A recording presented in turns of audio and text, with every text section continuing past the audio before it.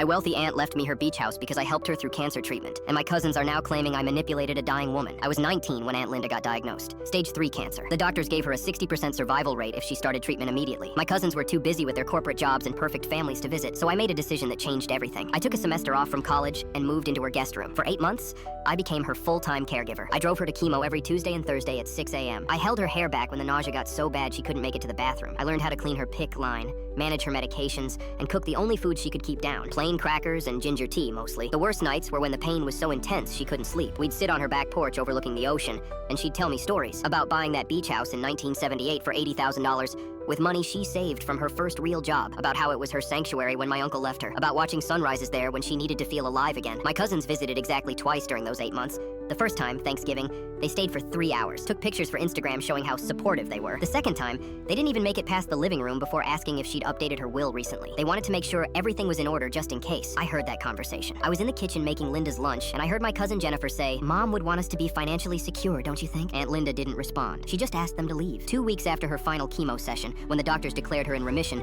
she sat me down at that same porch. Her hands were shaking, not from sickness, but from emotion. "I'm leaving you the beach house," she said. "You earned it." I told her she didn't have to do that I didn't help her for an inheritance. But she grabbed my hand and looked me dead in the eye. "They showed up for my money. You showed up for me. There's a difference, sweetie." She made me promise I'd keep it, not sell it, that I'd watch sunrises there like she did, that I'd fill it with people who actually loved me. Aunt Linda lived another 4 years after remission. Good years. We'd spend weekends at the beach house together, and she'd watch me bring my college friends there. She loved hearing the house filled with laughter again. She passed away last April, peacefully, in her sleep. Natural causes. She was 71. The beach house is now worth $2.3 million. The whole neighborhood gentrified over the last decade. At the will reading, my cousins couldn't believe what they were hearing. I got the beach house. They got $15,000 each from her savings, which honestly was generous considering how little they did. Jennifer started screaming that I was a manipulator, that I'd isolated Linda from her family, that I'd taken advantage of a sick, vulnerable woman. My cousin Mark joined in, claiming I'd probably forged documents. Another cousin, Sarah, who I'd met maybe twice in my life, called me a vulture who preyed on the dying. Their lawyer sent me a letter 2 weeks later threatening to sue for elder abuse and undue influence. They claimed I'd coerced her into changing her will while she was mentally incapacitated from cancer treatment. Here's what they didn't know. Aunt Linda wasn't just smart, she was thorough. The day she officially changed her will,